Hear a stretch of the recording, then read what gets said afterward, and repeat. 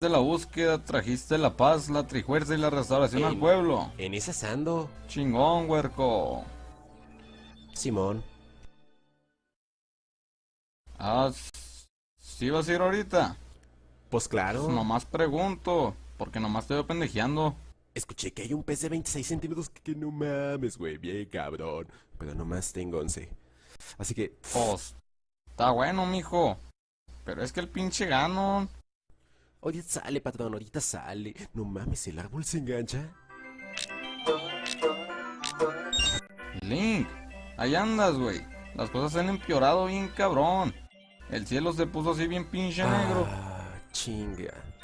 ¿Qué decías? ¡Vámonos! Aguántala, es que si le pego esos bonitos de bronco cantando me gano mi resortera nueva. Ah, Además, chinga. pasa el que chachacante está cabrón, pero yo te sigo. Ya sabes que no hay pedo conmigo.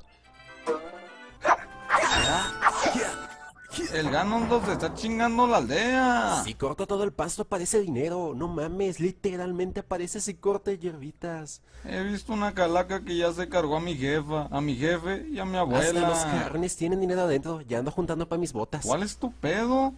Tienes razón, el pinche galón ya se lo cargó a la tílica y flaca. Esas gallinas se parecen a las de mi rancho. ¿Qué mierdas?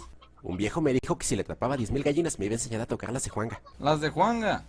No mames, mi hija te podría enseñar a cantar hasta las de Luismi, pero se la chingaron las arañas, se la comieron viva enterita. Una patona se cargó a mi hija. Pinche culera. Cuando me aprenda querida recuperaré mi sombrero. Así el casero me va a reconocer y me dará posada esta noche. Pues, para dormir hay un chingo de pasto. Hay una lagartijota. Link, si le llevas la botella de leche a mi marido antes que se pudra, te daré un nuevo estuche nuevecito.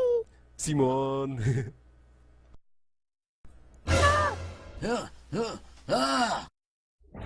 Pues, ¿cuál es tu pedo? Mira a tu alrededor. El Ganondorf ya se está cogiendo a la princesa atrás de ese árbol. Y qué mal pedo. Pues sí, pues, pero todavía hay tiempo. Mira. Chinga, la última gallina. No mames. Voy a aprender la canción.